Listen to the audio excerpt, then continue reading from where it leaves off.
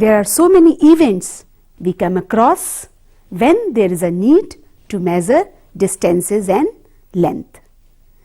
A tailor measures the length of the cloth in order to know whether the cloth required to make your kurta is sufficient or not. A carpenter needs to measure the length and width of the cupboard or a window in order to know whether the wood required for making its door is sufficient or not. A farmer needs to measure the length and breadth of his field or even area in order to know how much water is required for his crop. You are also asked by your teacher to make poster. Then you ask your teacher, "Ma'am, what is the size of the poster?" That is, what is the length and breadth of the chart paper? There are many questions you are asked in the class. What is your height? All these things, they required the measurement of distances. That is, the distance between 2 points. These distances could be as small as 2 ends of this paper,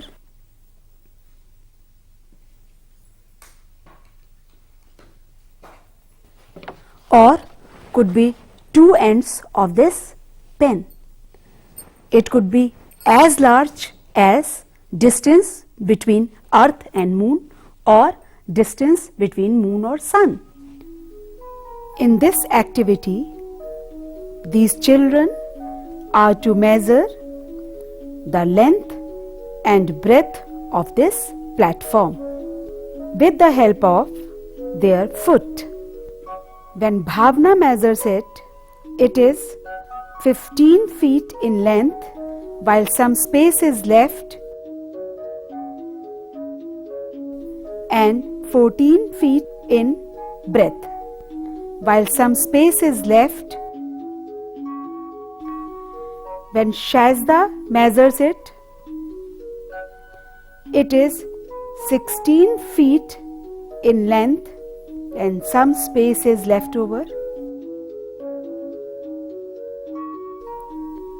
while it is 15 feet in breadth and some space is left over. You are looking at these children measuring this piece of wood with their handspan. You see, these are 2 handspan and still some part is left to be measured. Now, I measure the same piece of wood with my hand span. I see it is 1 full and still this is not covering. That means this part is left to be measured because the full hand span is not covering it. So, it is just 1 and less than 2 hand span. Measurement means the comparison of some unknown quantity to some known quantity. This known fixed quantity is called a unit. The result of measurement is expressed in 2 parts. First part is the number and the second part is the unit. For example, 1 meter of cloth. Meter is unit and 1 is number. Or it could be 2 hand span. In this we say 2 is number and hand span is unit. 4 feet. 4 is a number and feet is the unit of measurement.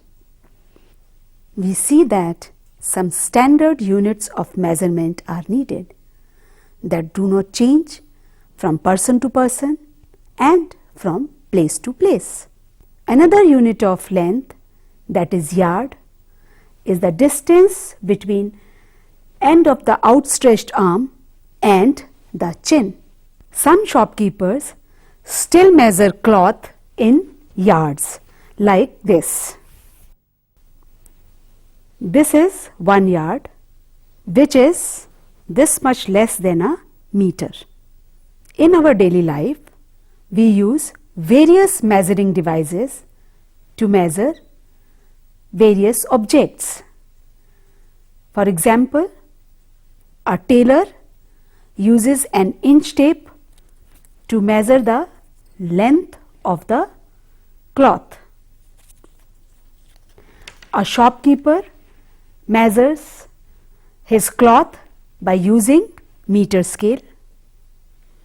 So, a suitable device is necessary for measuring a particular object, like we cannot measure the width of a tree by taking a scale.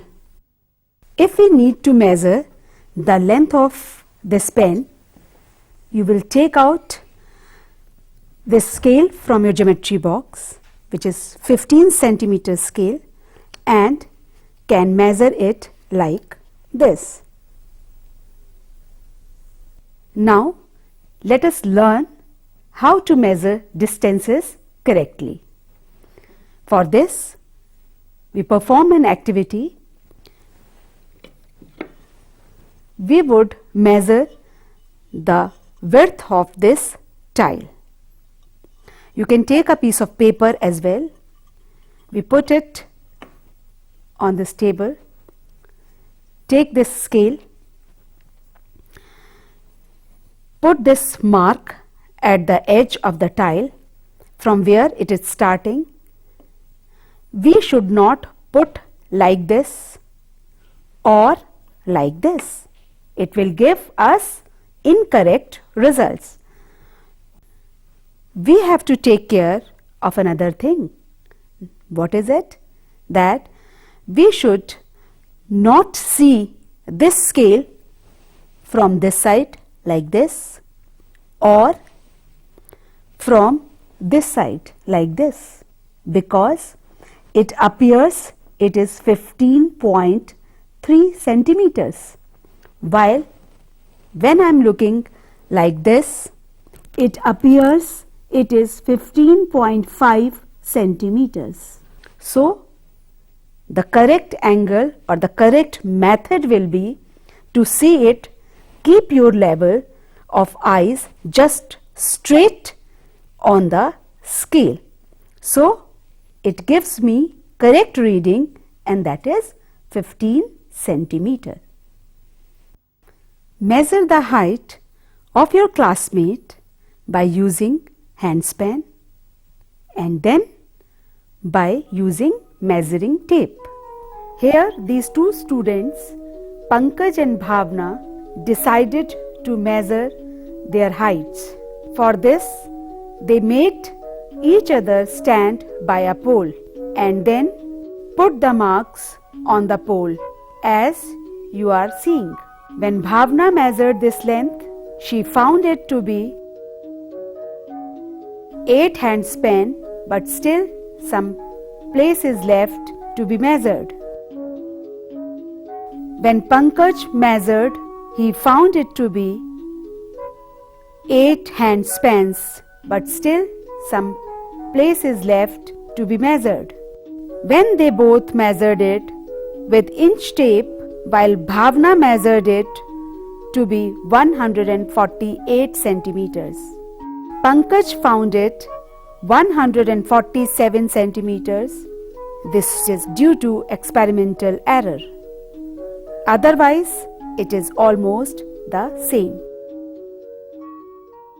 We have measured a straight line, but if we make this curved line on this sheet of paper, mark points A and B. How to measure the length of this? We take a thread, mark a point here on the thread, put this point at A and start measuring it.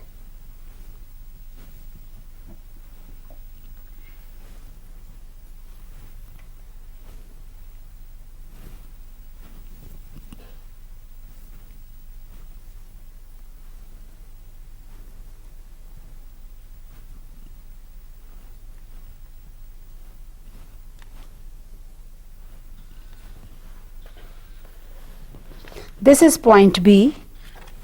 Put a mark again on point B. Now take a scale and stretch this thread on the scale and taking this point like this. We see that the length of the thread is 28 centimeters.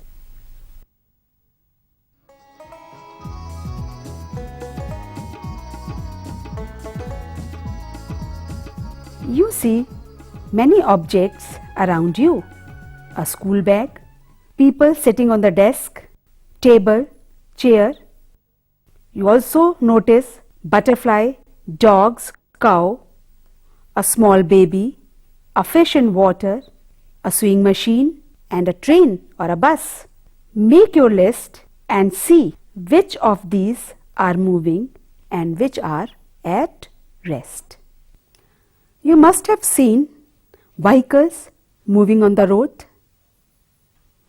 Also, you must have marched past in the school on Independence Day.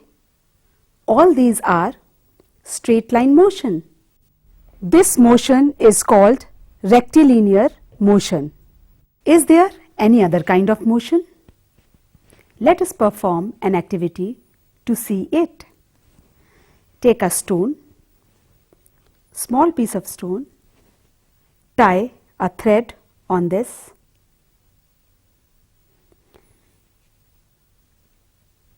and hold it with other end and rotate it like this.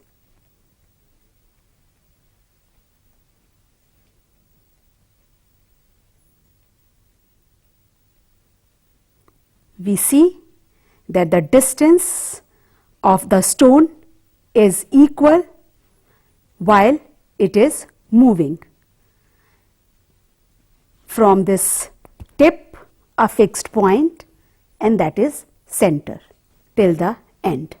This type of motion is called circular motion. The electric fan or the clock by themselves are not moving from one place to another, but the blades of the fan rotate and so do the hands of the clock. These are circular motion. Motion of a pendulum, branch of a tree moving to and fro, child in the swings moving to and fro, or the surface of the drum when they are played, or the bell, they are all examples of periodic motion. Is there any other kind of motion? Let's find out by some other activity. Take a piece of stone, tie it with a thread as before. Now hold it with the other hand like this and move the stone like this. We see that it repeats its movement with time. This type of motion is called periodic motion. Today we performed many measuring activities and learned about different types of motion. We found that motion is change in position of an object with time. The change in position of an object can be determined by measuring distance between its initial and final position. We also learned how to measure distances correctly by using suitable measuring devices.